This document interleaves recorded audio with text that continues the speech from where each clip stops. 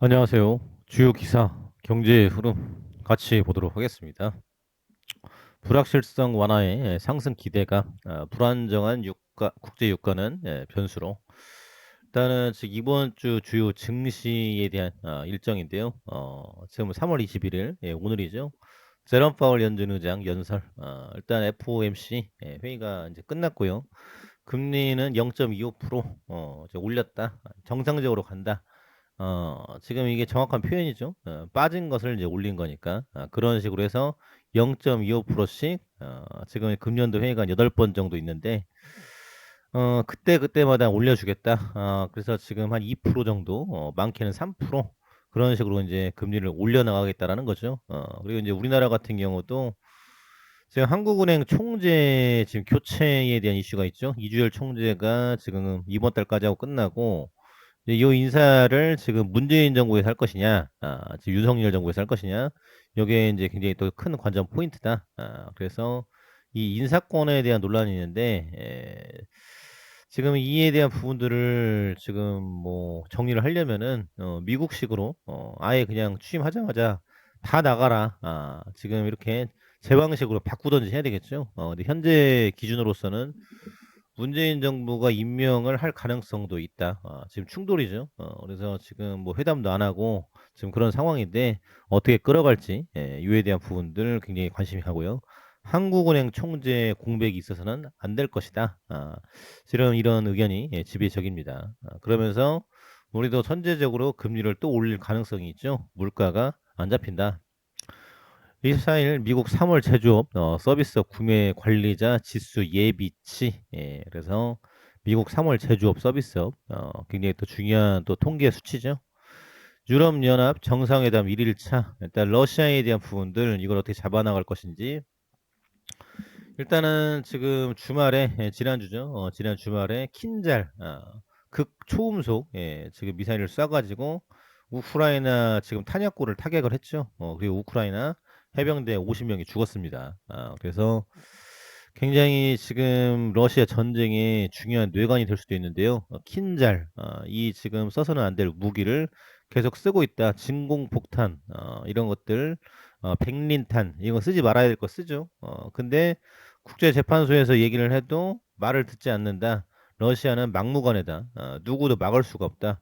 그래서 푸틴 제거론에 대한 부분들 얘기는 하고 있지만 누구도 하지 못한다. 앞으로 핵전쟁으로 갈 수도 있기 때문에 굉장히 지금 이 전쟁 정리에 대한 부분들이 어렵다라는 거죠. 그래서 유럽 연합에서 어떻게 나올지 그리고 이제 전범국인 일본, 독일도 지금 뭐 핵 무장에 대한 얘기가 계속 나오고 있어요. 그래서 우리도 가만히 있다가 당할 수밖에 없다.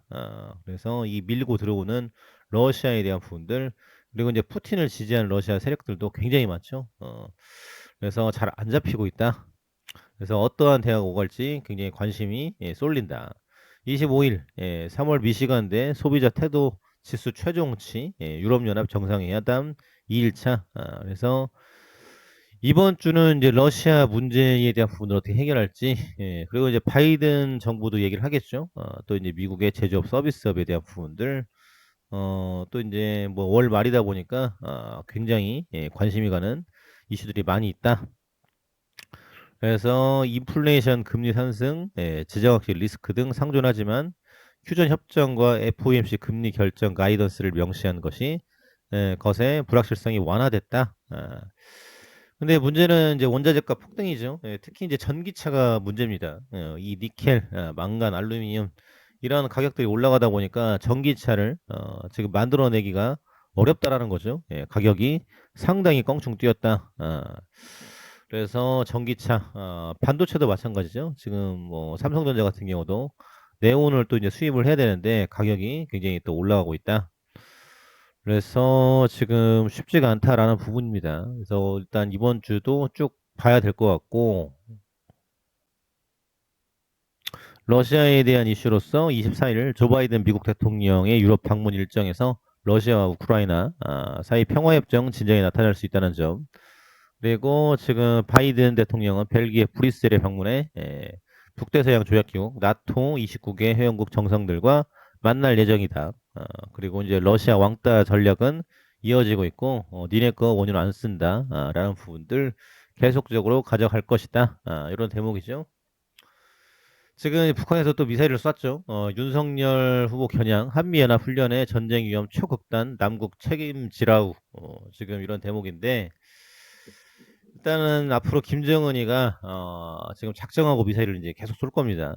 니네도 평화 경제 만들려면은 핵 무장해야 된다면서 지금 이에 대한 부분들 국방력 강화, 자강에 대한 부분들 그래서 북에서도 그래 우리도 강력해지기 위해서 미사일을 쏜다. 그래서 우리는 이제 한미 연합 훈련도 이제 많이 하겠죠. 그래서 대북 문제에 대한 부분들은 어떻게 끌어갈 것인지 용산 청와대 이전에 대한 부분도 지금 굉장히 도마 위에 올랐지만은 대북 정책 이슈를 어떻게 끌어갈 것인지 굉장히 또 중요한 포인트다. 그러면서 지금 또 이제 윤석열 정부에서 이제 공약 이행에 대한 부분인데요. 물적 분할 개미 보호 3법 발의에 대한 부분입니다. 그래서 이제 이 기사가 나왔고 더불어민주당 이용 의원 이분이 지금 카카오뱅크 출신이시죠. 자본시장법 상법 개정안 발의 예정. 그래서 이 지금 시장에 대한 이해도가 있다. 쪼개기 상장된 무회사 주주의 신주 절반 이상 우선 배정. 물적 분할 반대 주주에겐 주식 매수 청구권 부여. 이사의 충실 의무, 주주의 비례적 이익 추가. 이게 중요하죠. 우리나라는 주주 친화적인 기업이 없어요. 그리고 이제 정부에서도 마찬가지고, 국가에서도 마찬가지고, 청와대에서도 마찬가지고, 주주의 이익을 신경을 안 써줍니다. 근데 이게 아주 잘못된 거죠. 그래서 미국 실리콘밸리에 있는 기업들 보십시오.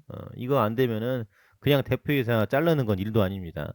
그래서 가야 되는데, 지금 그동안 뭐 이 저항도 좀 약했던 것 같고, 그리고 이제 주가 조작에 대한 부분들도 아직 의혹이 해소가 안 됐지 않습니까? 그래서 도이치모터스, 화천대유 뭐 등등 해서 뭐 한번 먹고 빠지자, 먹고 튀자, 이런 주의가 강력했습니다. 그런데 개인들이 이제 코로나빨로 주식을 많이 하게 되고 많이 알았어요. 그래가지고 이에 대한 주총에서도 지금 굉장히 목소리를 내고 있죠. 특히 이제 삼성전자 같은 경우는 500만 동학개미가 계속 송곳질문을 하니까 진땀 흘리면서 주총이 마무리가 됐습니다. 그래서 일단 삼성전자는 일단은 뭐 성장 동력도 있고 배당도 잘 나오죠. 그래서 넘어갔다 치더라도 앞으로 이제 다른 기업들도 이에 대한 부분들을 해 나가야 된다. 견제가 돼야 된다라는 거죠. 그래서 지금 이 기대감이 있는데 일단은 윤석열 당선인, 지금 공약에 대한 부분들 이행, 이게 되는지 안 되는지 중요하다. 그래서 청와대 지금 집무실 옮기는 것만 혈안인데, 이 증시, 부동산에 대한 부분들, 중요한, 이슈들이 굉장히 많이 있다.